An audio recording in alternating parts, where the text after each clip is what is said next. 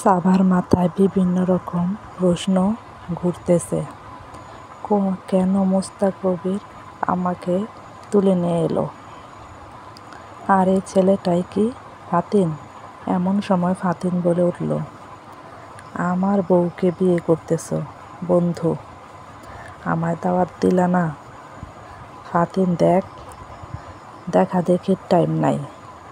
তুই তো সেই নিচড়ে, তোর থেকে কমই আছি। আমি কি করছি?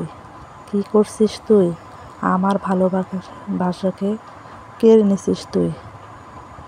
ফাতিন, আমার জীবন নরক বানিয়ে দিছিস তাই?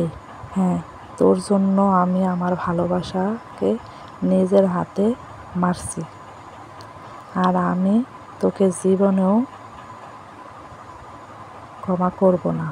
ফারহান মোস্তাক কবির নীল, সব সময় আমার কাছ থেকে আমার সব খবর শুনলি, আর সুযোগ বুঝে আমার বউকে তুলে নিলি।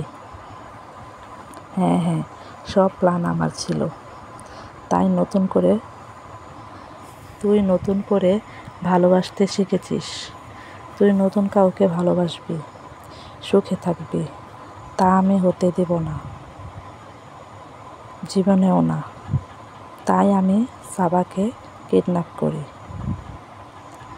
তুই যেমন আমার ভালোবাসাকে কেড়ে নিয়েছিলি, আর আমি তোর ভালোবাসাকে কেড়ে নিচ্ছিলাম। আর সাবার লাশ বানিয়ে আরেকজনের লাশ রেখে দিই, যাতে দুনিয়া সাবাকে মৃত ভাবে আর ও আমার থাকে।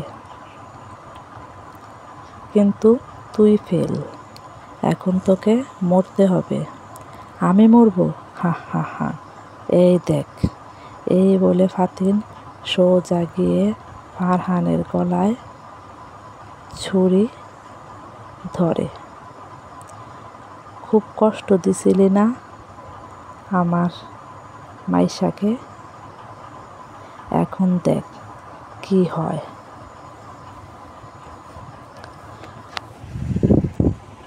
এই বলে সোজা ফারহানের গলায় চাকু বিধিয়ে দেয়।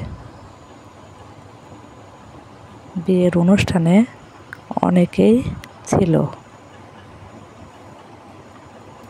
কিন্তু কেউ মুখ খোলেনি। আসল খুনিও ধরা পড়েনি। ফাতিন সাবাকে নিয়ে চলে আসে।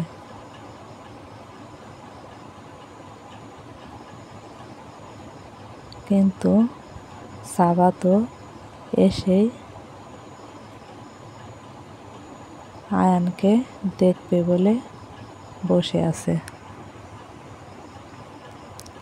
কিন্তু ফাতিন সাবাকে একটা ভিডিও দেখায়।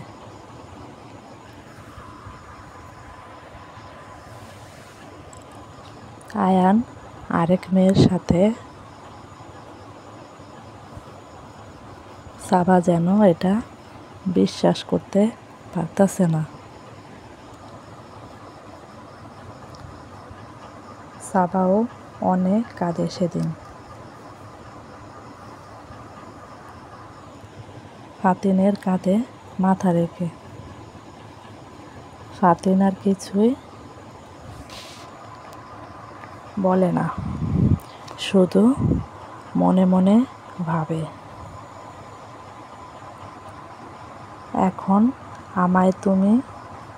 এখন আমায় ভালো তুমি বাসবেই।